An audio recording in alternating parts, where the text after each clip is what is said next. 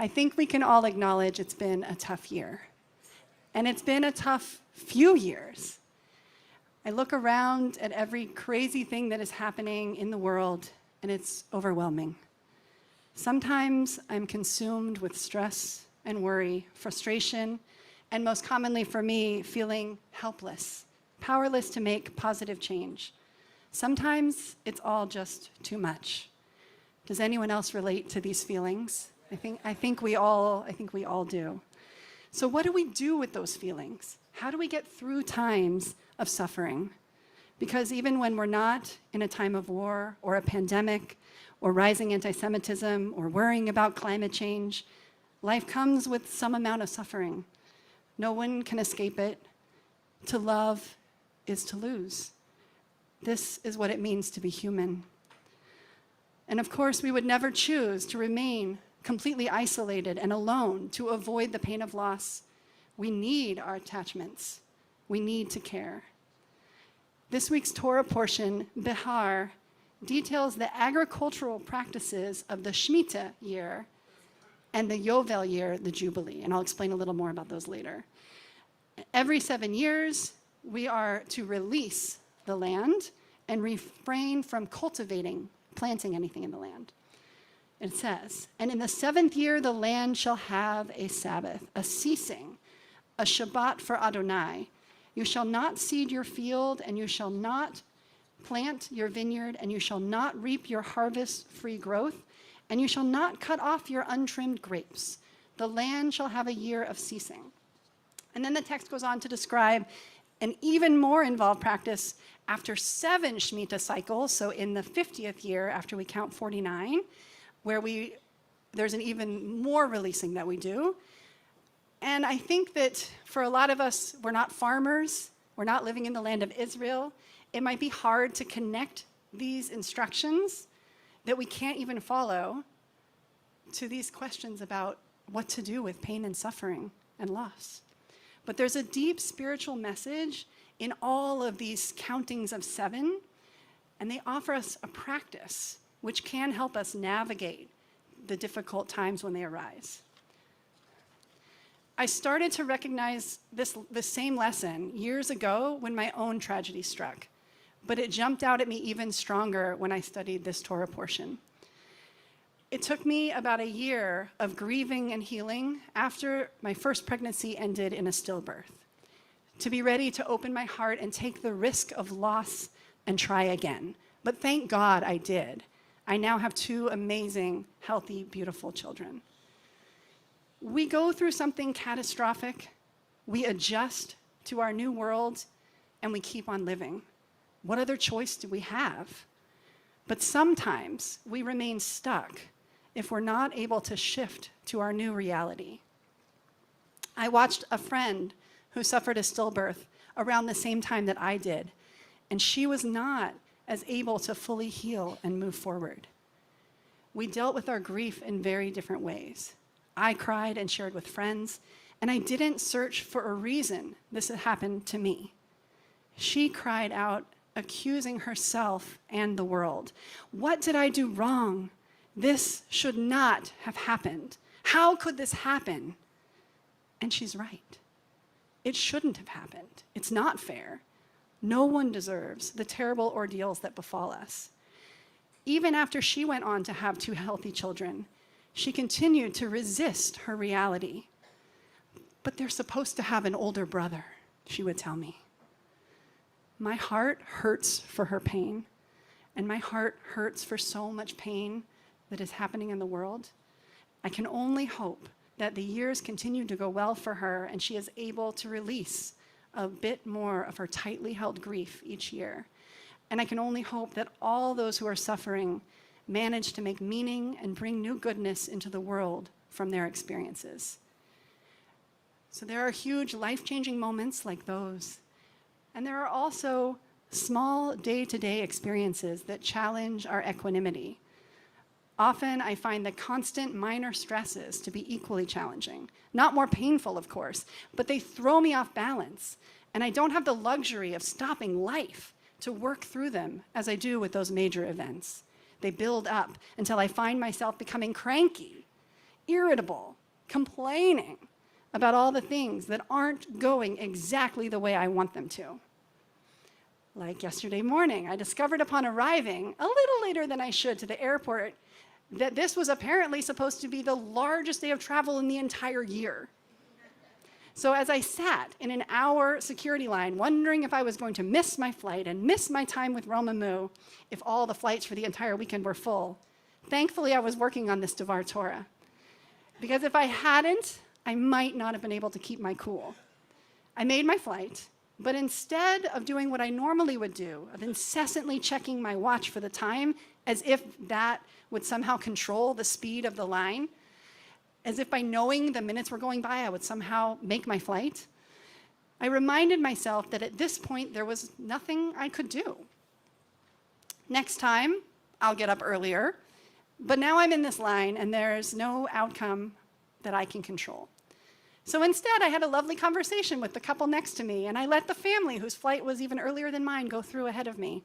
Now, I'm not going to pretend that I wasn't worried and annoyed at the line, but this perspective definitely helped me relax and have more patience, which in turn made me kinder to the strangers around me. So what are your touch tones that help you take a step back and breathe? For me, those little pockets of joy are the mornings that I absolutely nail my cup of coffee, cuddle time and giggles with my sons, a walk at a beautiful sunset, hearing a moving story. These little things are actually momentous, and they are the things that make up our days. They stop my negative loop long enough to remember how incredible it is to be alive and all the wonders there are to behold. So go back for a moment and recall the blessings that you started to think of when I invited you into the Shabbat space. Just close your eyes for a moment and imagine the blessings that you're bringing into your Shabbos. Where are you? Who are you with? And what does it stir up for you? We have these moments to help us build resilience so the storms don't knock us over quite as hard. Or even if they do, so we can rebuild again and continue to live our fullest life when things settle into their new normalcy. If we notice them long enough to take in their sights and sounds, their feelings, we can bring them back to mind anytime, like looking through a photo album. So Shabbat is where we start this practice. What do you appreciate about Shabbat? What does Shabbat do for you as you come to it every seventh day? I'm guessing that some folks think about Shabbat being a time to relax, unwind, spend quality time with their family. These are all the ones that first come to my mind. Maybe even Shabbat gives you the extra time to go inward and do more reflecting and communing with the divine. I hope that Shabbat each week can be all of that and more for all of us. So Shabbat makes a lot of sense. We're all here. We clearly wanted to do Shabbat together. And so every seventh day, we strive to get off the treadmill of doing, and we take a pause and a breath that hopefully allows our bodies to settle into a new rhythm. And this new space may remind us to be kinder and more patient with ourselves and others. And ultimately, Shabbat is an opportunity to focus on and remember all the blessings we have in this amazing life. And that's pretty powerful stuff. But there is an even deeper spiritual level that Shabbat, I believe, as well as this week's instructions for Shemitah and Yovel, can lead us to. So this week's Torah portion, Behar, talks about Shemitah, and the word Shemitah literally means release. So it's a time to cultivate a practice of letting go, of releasing that stress and need to control outcomes, which can be a balm in times of suffering. In the 7th year, the land shall have a Shabbat Shabbaton, a Sabbath of Sabbaths, or I like to think of it, an ultimate Sabbath, an entire year of Shabbat. Right now, we're also in the days where we're counting the Omer, another cycle of 7. 7 cycles of Shabbat, as we count from Pesach to Shavuot, where we reenact the receiving of the Torah on Mount Sinai. We are constantly counting and moving in and out of these deepening cycles of 7, each one leading to a bigger, more intense process of releasing. Rest is important, of course. Rest for humans and animals each week so we don't burn out. And rest for the land itself every 7 years so it is not over-depleted of nutrients and will continue to grow food well into the future. And if we could manage all of that, dayenu. But Behar instructs us how we are to let the land rest, but the reasons given are not for these practical reasons. The text says, Ki li haaretz, because this is my land, God's land. In the Yovel year, in that 50th Jubilee, we don't just let our land lay fallow, we actually relinquish ownership of the land. Because Ki li haaretz, God owns the land. We don't actually own we think of it as our land. God does. The message to me here is we don't really own anything. We are guests on this land, and everything is given to us on loan for us to appreciate and care for and give back. Sometimes I even question saying my children, which I will still always say my children for the rest of my life because they are my children, but this practice of really, truly holding on to even those things that we hold most dear, even our children, are still actually here in some way on loan as a gift for us to temporarily enjoy. That may seem hard, but if we imagine that, I think it really makes us truly appreciate the time that we do have with our loved ones. But before we can internalize such an extreme message, because I think we can all agree that's pretty hard to do, we get the practice of our 7-day cycle, our Shabbat. Each day of counting towards Shabbat is like saying, all this brokenness, yes, it's a lot, and it's not okay. You should strive to do what you can to mend, but you can't do it all. You need to stop sometimes, have a respite from focusing on it. Every 7th day, you have a taste of shalem, of peace and wholeness. One day to see what things can be, to give you the strength for the next 6 days to work towards that image. And then in the 6th day, you give back in this palace of time again, a place where we accept what is and let go of trying to change it. For 6 days a week, we struggle to fix, create, make the world what you can, but don't forget, it's not all in your hands. 1 day a week, Shabbat reminds us that there is something outside of us. We humble ourselves to remember we don't have ultimate control. So much is beyond our comprehension and our ability to change. We practice each and every Shabbat what it means to relinquish our control on the world just a little bit, to acknowledge the higher power that actually directs the flow of life. And then every Omer, 49 days of counting, spending time with internal reflection and work as we prepare our souls to receive the teachings of the Torah, we remember our time as wanderers with no home, with no possessions, no security. And then, hopefully we're ready to try out the Shemitah in the 7th year, trusting that if we were to really stop for a whole year, there would still be enough. We accept whatever gifts come up on their own without our efforts and trust that it will sustain us. And finally, a complete reset, the ultimate and complete release in the 50th year, acknowledging our true place as one with everything in the universe, the earth and every human and creature, every human being and creature being connected and in total equality. We relinquish our ownings. We let go of what others owe us, what we wish they had done for us, the ultimate faith or trust. But it takes 50 years of deep work to be able to do that one, I think.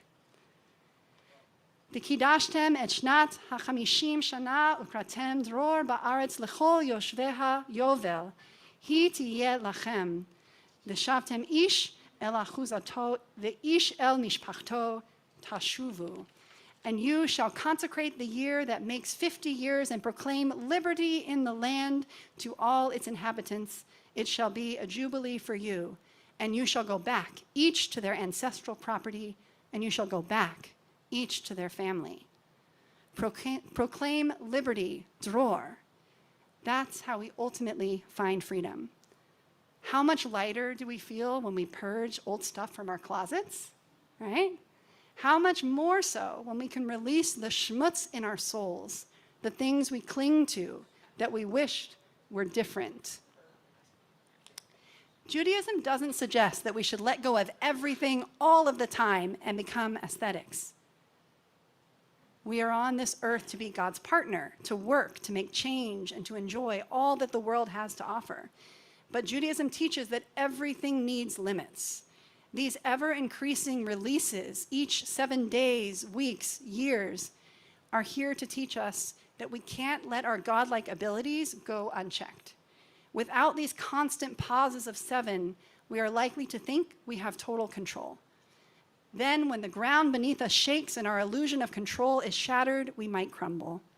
If we think our own creations are everything and forget all the gifts that come to us without our efforts, we will lose our connection with those who help us and with the divine that flows within every person, animal, plant, even rock. I think this is why so many people that go through tragedy often speak of deeper appreciation for life and newfound perspectives. The spiritual guides in Behar that are embedded in these seemingly archaic land practices can actually help us find all of that without massive upheaval from life-altering events. So by pausing our work, by refraining from our constant urge to manipulate and create, we can develop this perspective. We can remember that we are guests on this land, here to share the bounty with everyone. We can discover that there is enough for everyone if we release our grip on what we think is rightfully ours.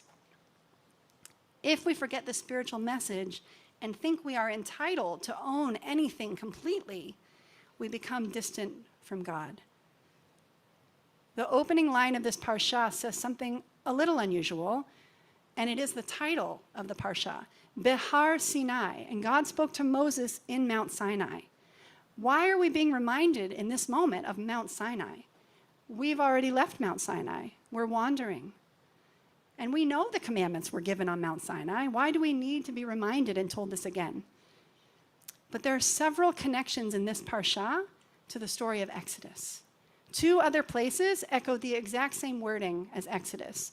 The same phrase in this parsha, ki li haaretz, is also found in Exodus chapter 19.